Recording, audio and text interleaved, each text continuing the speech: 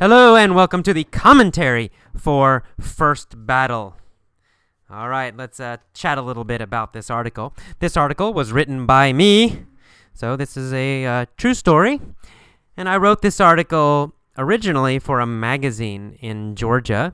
So it was published in a magazine called Flagpole Magazine in Georgia.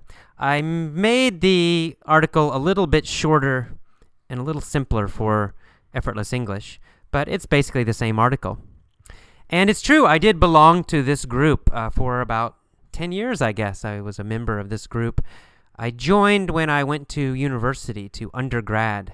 And I went to this, I guess you would call it an activity fair for freshmen, for new students. We went and you could see all the different clubs and organizations at the university. And one of them was this group, the SCA. And I thought, oh wow, this looks really interesting and strange and fun. So I went to one of their meetings, and then I decided it still looked interesting. So I went to the first event. And that first event I describe in the beginning of this article. It was a battle with about 200 people in armor and swords. And it was great fun. I really, really enjoyed it. I had a really good time. I remember fighting and fighting and fighting all day. So after this battle, they had another battle. Then they had another battle.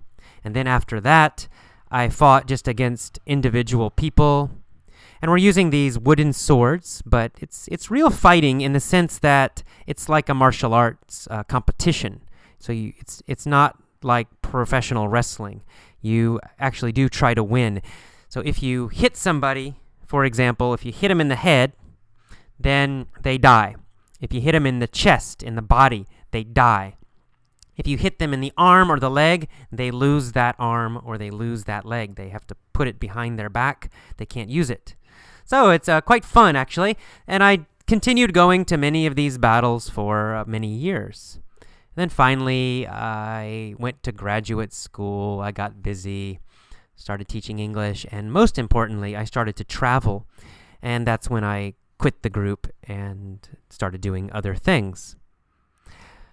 But as I mentioned at the end of this article, the thing that I enjoyed most about this group was that it was fun. It was like play. It reminded me of when I was a kid, actually.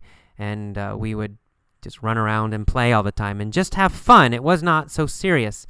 It's easy as an adult, for us to become so serious all of the time. This happens to me sometimes. I just work too much and I become very serious, and I don't think about just having fun and playing and relaxing and being totally away from any kind of work. But I think it's very important. We need to do that, especially if we are in some kind of creative field or we need to be creative. Well, to be creative, I think you have to play. You have to play. You have to enjoy life. And I think what happened is that when I was younger, I was a member of this group, the SCA. That was my playtime, my play group. And then later, I replaced the SCA with travel. And travel really is now the way I play. It's my way of finding new things, doing interesting things, just for its own sake. So when I travel, I don't have any big serious goals usually. I just want to learn and enjoy and be surprised. My favorite thing about traveling is that it surprises me. I wake up in the morning and I don't know what will happen that day, right? Normally here in San Francisco, I go to work. I have the similar day each day. It's kind of a routine. Most of us do that if we're working. Well, I think it's important we have to break that routine somehow. One way is to join some group like the SCA. You join some creative, fun group, and you just go out and have fun. You break your work routine, right? You do things that are not so serious. You do things that might be surprising or new or different. Maybe you go and you learn how to dance, or you go out to nightclubs, or you go out with your friends somewhere, or you take a trip, or you join some interesting group.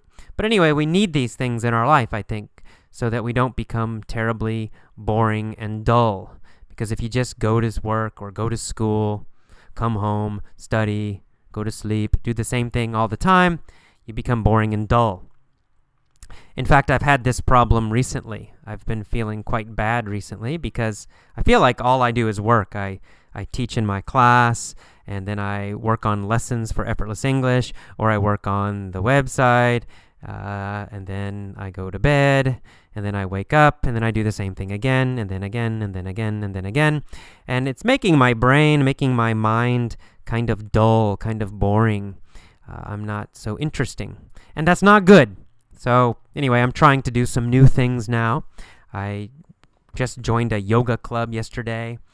Tomoe and I are planning some travel, some trips, and we're hoping by the end of the year, or possibly the beginning of next year, depending on our travel plans, we're hoping at that time that we can move to Thailand.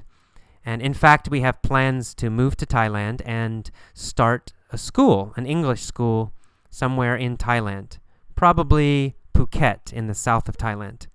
So who knows, hopefully next year I can talk to you about the Effortless English School in Phuket, Thailand. That's my hope. That's my plan. That's what we are hoping to do. But, I don't know. We'll see what happens. I don't know about the time right now. But for now, trying to do some yoga, trying to do some fun things, and also planning some trips. Tomoe and I are also talking about taking a trip to South America at the end of the year. We would like to go to Ecuador and Peru, possibly Bolivia. If there are any Effortless English members in those countries, we would love to visit you. We would love to see you. So if you're living in Peru or Ecuador or Bolivia, maybe even Chile or anywhere in that region, then please email us, or I'll look on the member list. If I can find you, maybe we'll come and visit you and chat with you. Okay, well anyway, the basic message from this article is to have fun. Don't always be so serious. You have to enjoy your life. You have to do things for their own sake, just because you like them. No other reason. That might be travel. That might be a fun group like this. It might be joining a soccer club. It might be anything. I don't know. But I think it's a great idea, in order to be happy, to have some activities like this where you change your routine. You don't do the same thing every day, and that you can just have fun and enjoy your life. So please do that. And, that goes for English too. Take a break from English sometimes. You don't need to be so serious about English all the time. It's good to be a motivated student. It's good to be a serious student. But sometimes you just need to have fun. If you feel tired of English, no problem. Just take a break. Take a break. Take a vacation from English. Or maybe you don't want to take a vacation from English. That's okay. Focus only on fun things for English. Just find some fun movies that you enjoy. Find some funny TV shows and focus on those. Learn from those.